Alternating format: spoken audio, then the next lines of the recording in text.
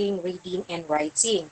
For the receptive skills, listening and reading. The productive skills, writing and speaking. The productive skills are writing and speaking. You distinguish formal letters from informal letters. Both letters will be written before the semester ends. You will also be asked to present your resume and your application letter. The outputs of technical writing, abstract, business letters, memorandum, contract, instructional manual, article for technical journal, proposal, annual report, accomplishment report, progress report, article in technical journal. Okay, those are outputs of technical writing. You heard that a business letter is an output of technical writing. And all the outputs of technical writing are use formal language. But let us distinguish first formal letters from informal letters. Letters, specifically technical or business letters, they make the transaction legal and official. We'll review, we'll have a review on the different parts of the business letters. I'll use the document sent to schools when I deployed my students for field study or observation. So this is for writing. After discussing how the letters will be written, you will I will engage you in speaking exercises. There would also be a debate. Before I present to you the normal procedure or the outline, in the outline of topics that have to be presented in your business letters, you should distinguish first formal from informal letters. Both letters are produced in purposive communication. The title of the course or the description of the course is Purposive Communication, which implies that there are reasons, there are goals in honing or enhancing your communication skills. The differences are classified into the following categories: purpose, audience, language, tone, and sentence structure. Those are the categories that were identified in distinguishing formal letters from informal letters. The purpose of the formal letter is to incite and to inform. To incite and to inform. To incite is to convince the other party to do you a favor. That makes the transaction legal and official. For informal letters, you build communication, you establish personal ties with the recipient of the letter. The other purpose or aim of informal letter is to entertain. Next, the audience.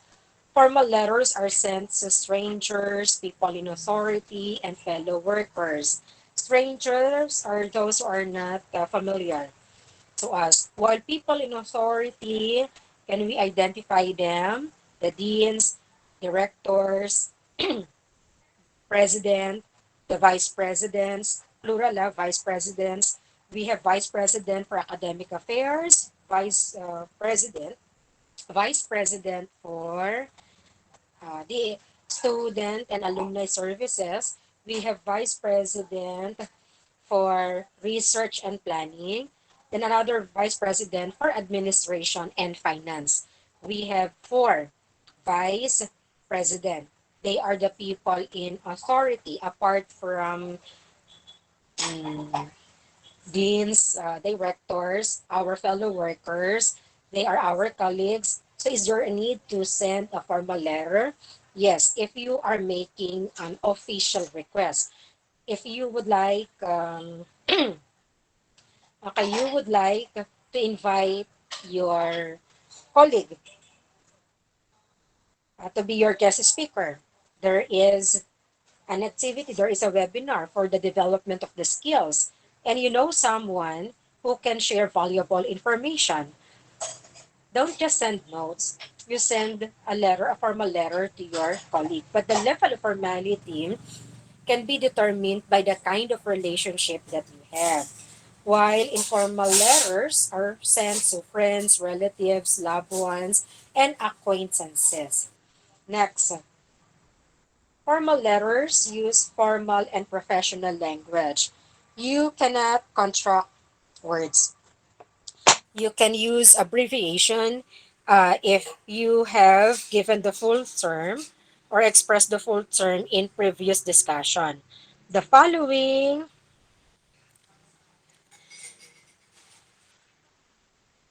examples will show you the difference between formal and informal letters with regard to the language.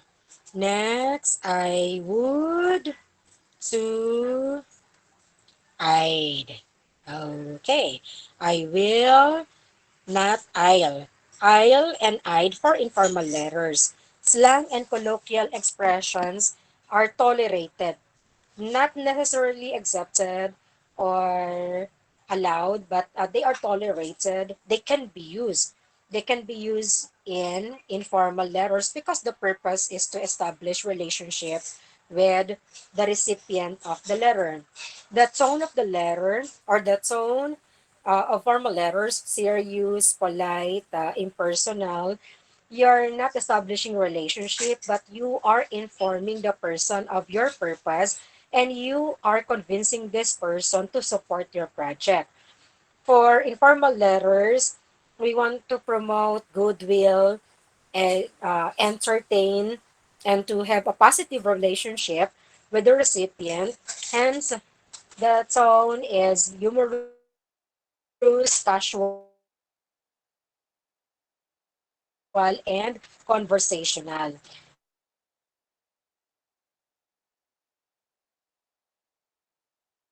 For some reasons, you cannot see a specific structure.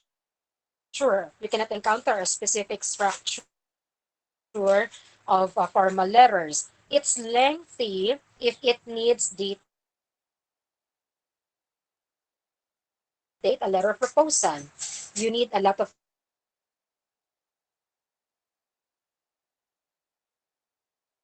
It can also, a letter of case is you keep it short and simple.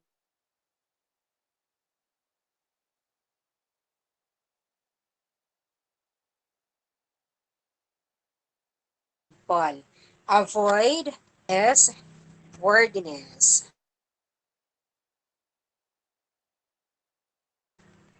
If you don't have to present the details of the letter, you limit the number of words. Delete unnecessary details or expressions that will not help in explaining your purpose. It's a complex because you vary the length of your letter with a short statement. The next statement must be long. The third statement short. The fourth statement long. It's vague in informal letters. But whatever, okay, whatever the nature, that type of letter is written, observe propriety. You can inject humor unless the person will not take offense. If the person or the recipient of the letter will not take offense, you can inject humor in your letter. I want to know if you have questions about the characteristics of formal and informal letters. Are there questions, students? Remember, you also have to kiss your work. You have to keep it short and simple. Avoid verbosity. Do you have questions about the characteristics of formal and informal letters? None. Okay, next. A business letter, this is to enhance your knowledge about the business letter, is usually sent through the post office. It was called, or it is called snail mail. It should be interpreted literally because it is the letter is received after a few days. There are still documents and letters which are sent through the post office. They are snail mails. For email, you have a problem or you have a message for someone, you can send an email. You can also do that using the social networking sites such as Facebook, Twitter, and Instagram. Next, there are documents that are sent via post office. You cannot just send an email. Example, your license or confirmation from the bank. The bank will conduct a background investigation. Then you can when I made an attempt to open an account at PNB, I was asked to provide my address, my permanent address. Then they sent a letter. After 3 weeks, I received the letter. Then I also received a call from Philippine National Bank that my application for that transaction has been approved because they have already proven that I live in that place for the bank's protection. Who writes the business letters? These are our considerations. Who writes the business letters and why the business letters are written? The two major considerations are the audience and the reasons why we communicate. These are recipients of the business letters, but the level of formality varies. For a letter that is sent to an outward or to an organization, to another organization, this is outward communication. So if this letter will be sent to another business organization, the tone to a serious, very professional, the expressions used are professional. If it is business to consumer, convincing or persuasive, the job applicant observes or manifests humility. Citizen to government official, consultative or consultative, employer to employee. If the employer would be sending a letter to the employee, it should not be too authoritative. From employer to employee, it should not be too authoritative. From employee to employer, the employee has to acknowledge the position or the designation of the employer, the authority of the employer. For between staff members, for a staff member to another staff member, you use formal language because this is a business letter, but you can use other expressions that are not too formal. Next, how about the reasons why we communicate? These were discussed when we talk about reasons why people communicate. It's just the same thing to persuade, to convince a person that your letter or your presentation deserves approval and attention. To provide details, that is to inform. Okay, to make a request, to express some appreciation. You make a request when, for example, you ask the registrar to give you a copy of your transcript of records, to express your gratitude or to show your gratitude to a person. I did this when I received a commendation from the other university. I wrote the university a letter of appreciation. Next, to remind, we will be submitting the grades on October 31. We have already received a letter from our superiors to finalize the records of the students. You can also express your apology. This is the most dangerous form of communication because this can be read over and over again.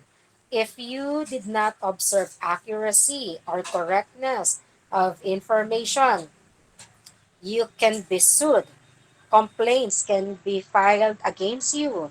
If you don't want to go to jail, you apologize, but that does not guarantee that your mistake will be forgotten or your it will be forgiven. You might be forgiven, but you have to face the consequences of your action.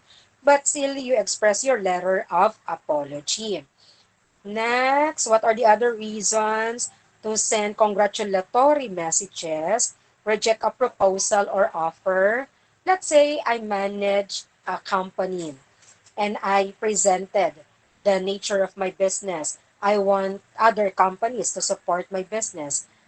Other companies would also do that, but the company that required the bidders or the owners of different institutions to make a proposal should inform the the owners of the companies, the entrepreneurs, about their decision of the proposal. If their proposal has been rejected, then it has to be put in writing. To introduce a person or policy, you send recommendation letter. A lot of students would ask me to write a recommendation letter for them. That is introducing them to their prospective work. To invite or welcome.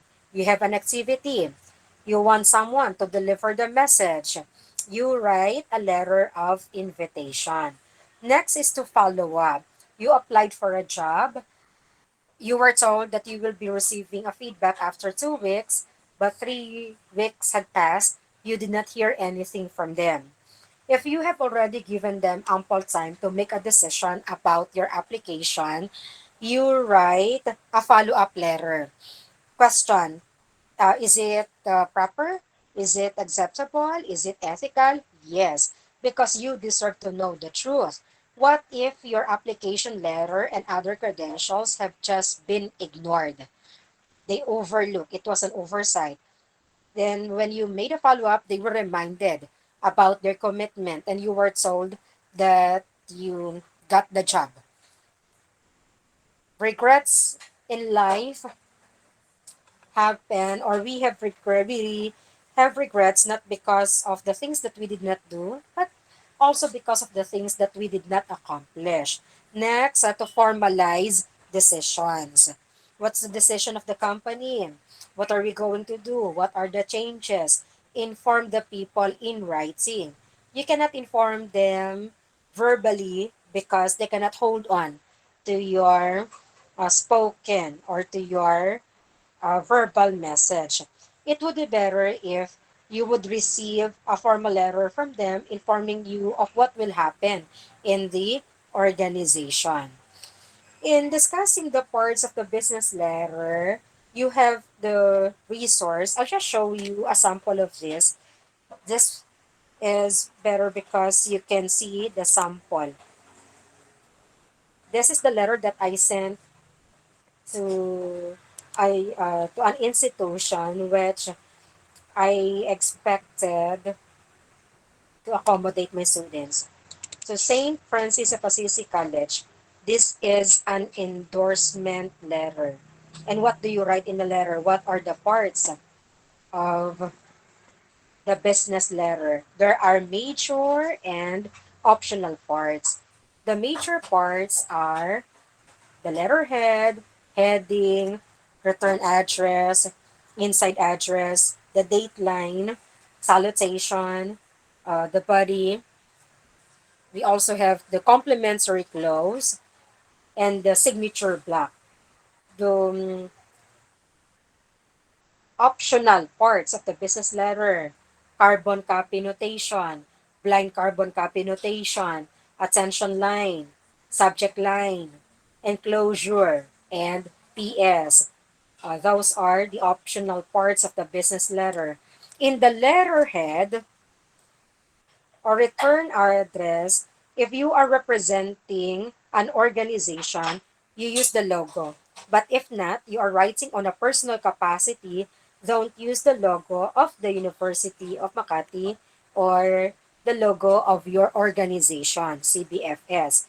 If the reason why you are writing the letter is for personal request. Hindi naman talaga nagmo-move na. Can you see, Cindy? I am showing the letter, sample letter. I made an announcement that I will be Um, controlling her. okay po. Kasi Nakikita naman po, ma'am. oo. You already have the description. Kasi kung I will just read the description, sorry ah. Okay, in my presentation, I have here the descriptions, but I made an announcement that I'd rather show you the actual letter that I sent to St. Francis of Assisi College to identify the different parts of a business letter. Those are optional and the major parts of a business letter. Ito na yung pinapakita ko na. I am showing this to you. Not the descriptions, because you have the descriptions in the system. Nakita nyo na? In description? You have the resources naman, ano? Can you see this letter? Yes, it's Yes, not ma'am. moving. Oo, nakita naman. Header lang Okay. po. Mm-hmm. Okay, for the letterhead, again, you see these are the parts. The logo, the name of the organization, address, website, and email address, contact number. This, I'll highlight. Okay, this part, I highlighted the parts of the letterhead or return address, logos, name of the organization, the address. We don't have the website, the email address, and the contact number. In other stationaries, you could see the contact number, the email address, and the website. That's the letterhead. I would like to remind you, I have students who are using the stationery of the College of Education for uh, requesting their teacher to excuse them from their classes. And their activities have nothing to do with school activities. They will just be attending activities in their community. Wag ganon. Do not use the stationery of your organization. The letterhead can be used if you are speaking or on behalf of the organization.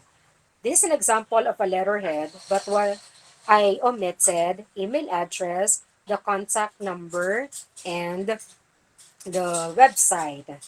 What do you call this part? This is the date line. You don't write anymore, or you don't use this structure February 25, 2022. That's an American variation, but that is also the traditional way of writing the date. You start with the day, the month, and the year. That's the deadline. Next, for inside address, you indicate the name of the recipient, including his title. Do not forget the title. All the letters of the name of the recipient have to be capitalized. Please capitalize the names, all the letters in the names of your recipient. Next, we have, what's this? The designation and the organization where the recipient is connected. Right? Also the address of the organization. Gilbert C. Cibala, PhD, Principal, St. Francis of Assisi College, Taguig Campus, Holy Family Village, Bagong Bayan, 1630, Taguig, Philippines. The name of the country can be omitted if you are sending a letter. This is what I have not omitted here. But this can be omit. I sorry. What happened? I just couldn't omit this because I don't know why. But this can be it's an option. This can be omitted if you are writing to someone who lives in the Philippines. If the recipient of the letter stays abroad or lives abroad, the person is in another country, you include the name of the country. Dear Dr. Sibala is an example of salutation. Other examples, dear gentlemen, dear sir, dear madam, dear ladies. This salutation is followed by comma or colon. It's an option. It should be succeeded by a comma, and the use of colon is optional. It's your decision. For the body of the letter, greetings of peace. In the first paragraph or in the second paragraph of my letter, I stated or I introduced my purpose.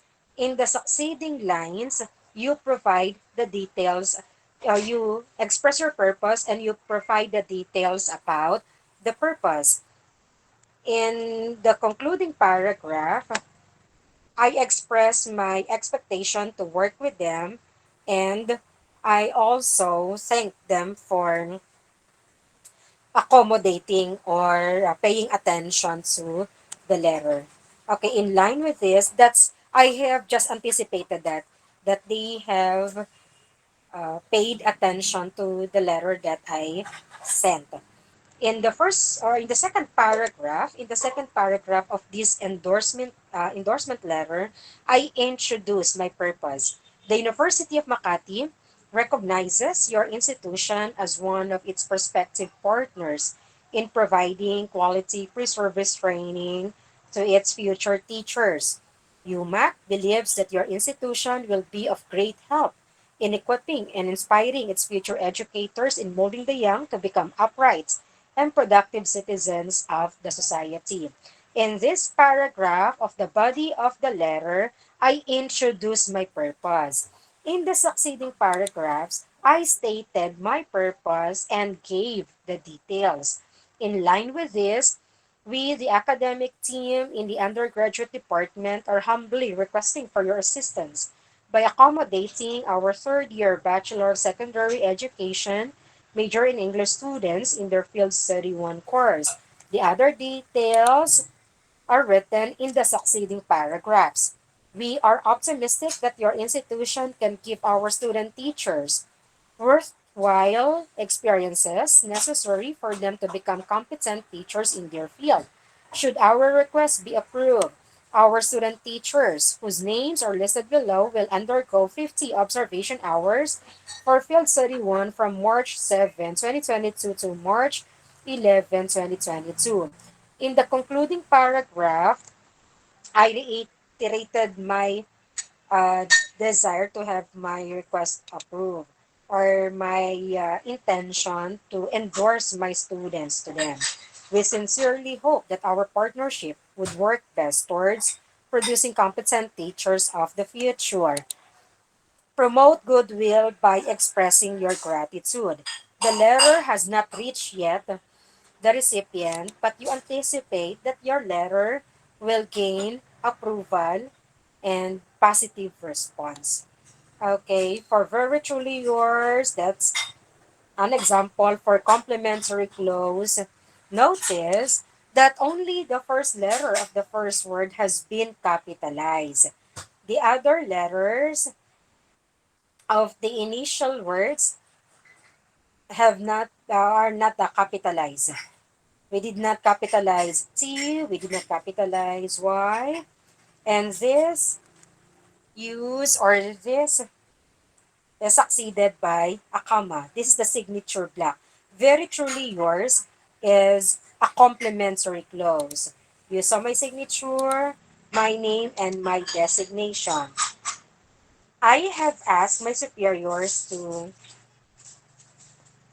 note this letter. This has been noted by the department head of the undergraduate programs, Professor Jackie Lican Sancho, and the Dean of the College of Education, Attorney Cecilio Duca. Now, if the other offices will receive the letter, you write the names of their offices and their names in the carbon copy notation. CC stands for carbon copy notation. If you have these names and these office in your letter, you are informing the recipient that these people receive a copy of the letter. Dr. Elixir Ramos, University President, Dr. Amelia Paje, University Registrar, and Office of Placement and Admissions. If you don't want to write the name of the recipient or the other person who will receive a copy of the letter, you can write the name of the office. Underneath, you saw BCC, Juvie Santos. I explained earlier that the carbon copy notation appears in the copies of the letters that you gave to or you sent to the institution concerned. In the blind carbon copy notation, what is the function of the blind carbon copy notation? You use the blind carbon copy notation if you don't want to inform the recipients of the letter that you have given this person a copy of your letter. You are not concealing anything, but it's your decision to give this person a copy of the letter despite despite the fact that this person has nothing to do with your letter. Example, I want one of my students from 1CBFS to receive a letter, but my student cannot understand the content of the letter, but my student requested for a copy of the letter. The name of my student should appear in the blind carbon copy notation. Dito na lang siya. Only in your copy. In the copies sent to the university president, the university registrar, and the Office of Placement and Admissions, this line, the BCC line, should not appear. The BCC line only appears in your copy. Is that clear, students? The BCC line only appears in your copy but not in other copies. Clear? No questions? Okay, next. What are the other parts? Let's see.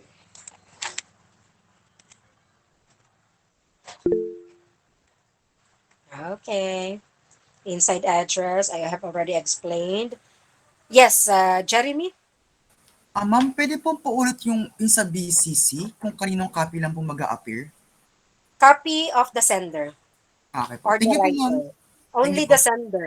The BCC line should appear only in the copy of the sender, not in other copies. Okay? Other questions? Would you like to ask questions? Okay. So this is another example of the inside address. Don't forget that all the letters dapat kinakapitalize yan because they would mind if the names in the inside address, the names of the recipient are not capitalized. This is how you show your regard for the recipient of the letter. General manager, the designation, a PLDT, the organization, the address of the organization or the institution, Ramon Coanco Building, Makati Avenue, corner Ayala Avenue, Legazpi Village, Makati City, Metro Manila, Philippines. Zip code. Don't forget the zip code. Okay, attention line. This was not part of my discussion earlier. You use the attention line in the following conditions. First condition, you don't know the name of the recipient. Second, you know the name of the recipient, but you want the institution to or to inform immediately about the name of the recipient. Or you would like to provide about the name of the recipient immediately. It's your desire to inform the institution that this is the recipient of the letter. This can be omitted if it is not a huge corporation. But in huge corporations, the attention line appears to inform the institution of the recipient immediately. So there are two conditions. First condition, you don't know the name of the recipient. So you write the attention line. You include the attention line. You provide the information for the attention line. The second option or the second condition, not an option, you know the name of the recipient, but the recipient works in a huge company. You want to provide or to inform the company about the name of the recipient immediately. If that is your intention, please use the attention line or include the attention line in your letter. The subject line. This is similar to a title. or the main idea, the topic of your letter. It is easier for the recipient to understand the contents of the letter if you have the subject line. If you send email, please don't skip the subject line. It's rude. It's not appropriate to skip the subject line. If this needs immediate attention, the company will be informed because you indicated that in the subject line. This also quickly identifies the purpose of the letter, the guideline. It should not be more than one line. It should not be that long. It should not also be one or just two words. At least three words. Three to seven words. Three to seven words. For the subject line. How many words do we have here? One, two, three, four, five. Only five words. It should not be too long because you're only giving the recipient of the letter an idea about the contents of the letter. Salutation. It is followed by a comma, and the use of colon is not a requirement. Other examples for salutations are Dear Sir, Dear Gentleman, Dear Madam, Dear Mr. Cuenca. In the body of your letter, you provide the information. This has the necessary information that you would like to communicate. The characteristics of the body of the letter, clear, informative, and accurate. The recipient knows what you want to happen in the letter. It provides information and it contains correct details. It can be either long or short. The length depends on the subject of the letter and the style and language used. For letter of proposal, you need comprehensive discussion or comprehensive description. But if you are just writing a letter of request, simplify your statements as specific questions. Don't use slang, jargon, buzzwords, and elitist language. Jargons are technical terminologies that can only be understood by a specific group of people. The preferred voice in the business letter is active voice. Example, the management has approved the project. That is an example of a sentence in the active voice of the verb. Can you transform that into the passive voice of the verb? Who can transform that statement into the passive voice of the verb? Let's have a practice exercise. Anyone? Please write your answers or your sentence in the chat box. That is in the active voice. Transform it into the passive voice. The management has approved the project. Anyone? Can you write it?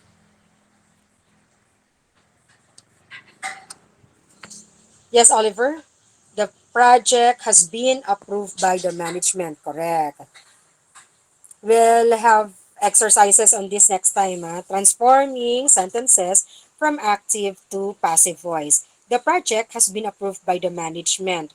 The second sentence, the sentence written by Oliver in the chat box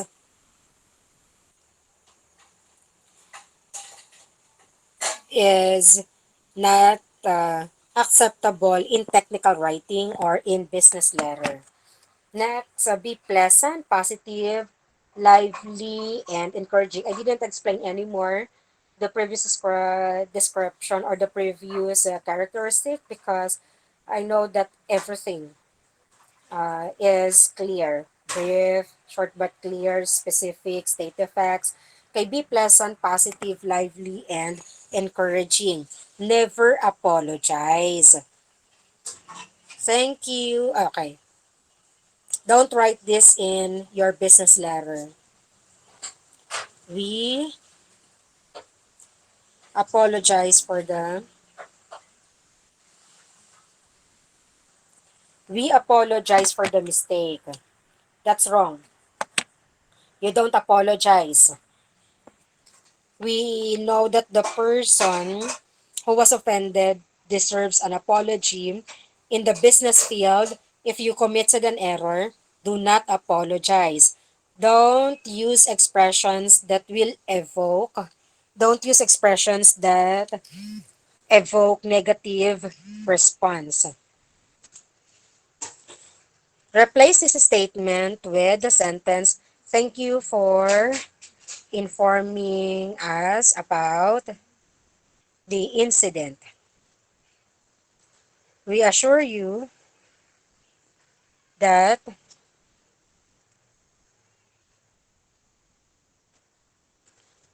we will investigate the matter. Thank you for informing us about the incident. We assure you that we will investigate the matter. Do not apologize." Next, you can use the personal pronouns you, I, we, but you do it in moderation. Do not use a lot of these pronouns in your business letter, otherwise, it will be perceived as a personal letter. I is used in application letter or in your complaints. You can also use, but too many use in your letter may on behalf of the organization. Yes. You use we on behalf of the organization. If you are writing for your organization. If not, use other pronouns. Okay, next. How will you write the body of your letter? Introduce your purpose. You can also introduce yourself. Thank you for taking the time to meet with me last week. I would like to follow up on our conversation and have a few questions for you. In your first paragraph, you express or you write the introduction of your purpose, right? Or you introduce the purpose of your letter. In the succeeding paragraphs, provide the main information and details of your letter. Our project is moving forward as scheduled. We would like to develop a training program for staff at the new locations. To this end, we have decided to rent out space in the local business exhibition center. New staff will be trained by our experts in personnel for 3 days. In this way, we will be able to meet demand from the first day. In the final paragraph, express your appreciation. Thank you for your consideration of my suggestions. I look forward to an opportunity to discuss this matter further. For your complimentary clothes, here are your choices. Take note that only the initial letter of the first word is capitalized. The initial letters of the succeeding words in your complimentary close are not capitalized. For less formal complimentary close, we have best wishes and best regards. In the signature block, you affix your signature underneath your full name. You write your full name and your position. The handwritten signature should be between the company close and the type name and title. Enclosures. This indicate that you have placed inside the envelope. They can be checks, folded flyers, or business cards. If you will be placing huge documents, use appropriately sized manila envelope. Enclosures may include leaflets, prospectuses, and curriculum vitae or curriculum vitae. You don't pronounce it as curriculum vitae. It's curriculum vitae or curriculum vitae. Now, at the end of the letter, your options are ENC period or ENCL period. Why do we include enclosures? To inform the recipient that you have placed inside the envelope and the letter is coupled with other documents. Enclosure, TOR photocopy or the copy of the transcript of records, ENCL, the bill of lading, It's either ENC period or ENCL period. I have already explained carbon copy notation uh, to know what the other people have received copies. That's clear. And the blind carbon copy notation. A postscript. When I was a kid, I thought that postscript stands for pahabol section, but they have the same concept. A postscript often exists in sales letters. This is this deserves attention.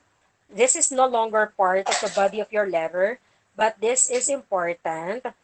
This makes a final persuasive pitch or offer an additional incentive to a potential customer if you are in the business field. It's not pahabol section, but this has to be written to inform the recipient of the action that has to be taken. Okay, that ends our discussion for this afternoon. Do you have questions about everything that we discussed, students? Are there questions? Your assignment, if you don't want to ask questions, your assignment, you will upload samples. Can I present it now? 10 samples of business letters. You don't have to write.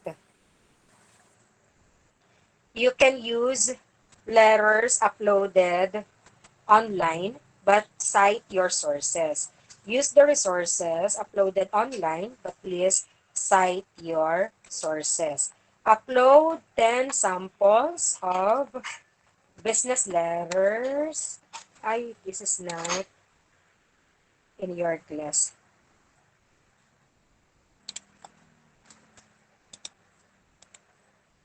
Can you see the instructions?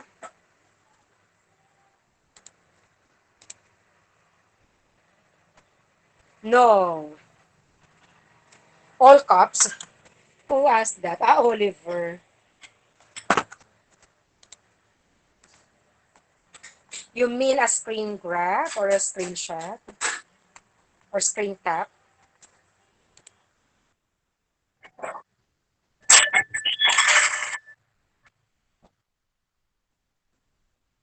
Okay, sige, sige.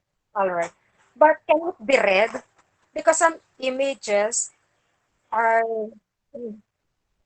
okay. Okay. That will suffice.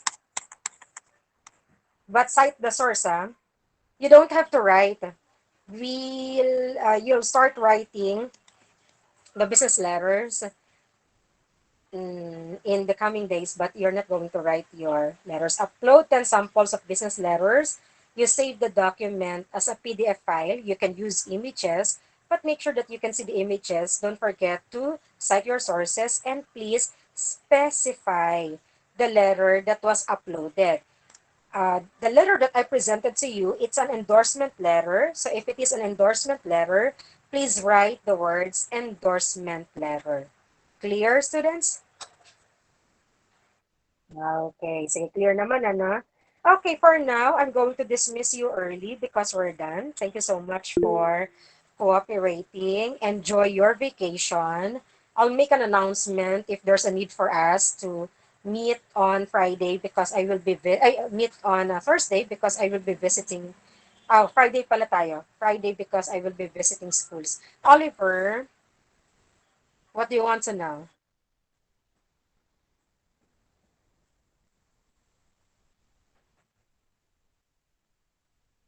Yun, yun, yun nga yung ano ko challenge ko sa inyo nak Yung I would like to know if you can discern or you can identify or present the different types of business letters. There are more than 30, but I'm just mm, there are more than there are more than 30 business letters, but I want you to choose only 10 samples of business letters. Kaya nga I didn't identify those letters anymore.